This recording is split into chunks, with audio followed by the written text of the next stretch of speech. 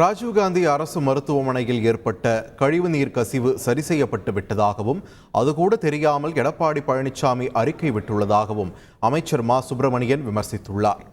ராஜீவ்காந்தி அரசு மருத்துவமனையில் இன்று காலை கழிவுநீர் அடைப்பு ஏற்பட்டதாகவும் அந்த டவர் பிளாக் 3 என்கின்ற அந்த பிளாக்குக்கு பின்னால் ஒரு கழிவுநீர் அடைப்பு ஏற்பட்டதாக ஒரு தொலைக்காட்சியில் செய்தி போய்கொண்டிருந்தது.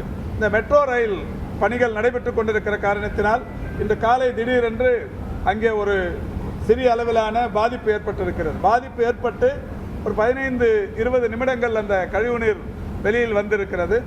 அதை உடனடியாக யாரோ தொலைக்காட்சிக்கு சொல்லி வந்து எடுத்திருக்கிறார்கள், நல்லது.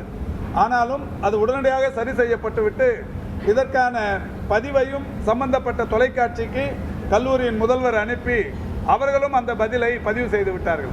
அந்த சிறிய பிரச்சனைக்கு ஏற்பட்ட தீர்வு இதை கூட தெரிந்து கொள்ளாமல் ஒரு பெரிய அறிக்கையை அவர் விட்டிருப்பது என்பது, ஒரு 4 ஆண்டு காலம் முதலமைச்சராக இருந்தவர் இதெல்லாம் தெரிந்து கொண்டு அறிக்கை விட்டிருந்தால் நன்றாக இருந்திருக்கும். 946 மருந்தாளுநர்கள், 523 உதவியாளர்கள், 5 ஒரு வேறு மருத்துவத்துறை அதிகாரிகள், இப்படி இந்த அலுவலர்களுக்கான இந்த பணி நியமனங்களை முதல்வர் தொடங்கி வைத்தார். ஆக மொத்தம் இந்த 3 ஆண்டுகளில் 6744 பணியிடங்கள் நிரப்பப்பட்டிருக்கிறது. செய்திகளை உடனுக்குடன் தெரிந்து கொள்ள உடனே சப்ஸ்கிரைப் பண்ணுங்க.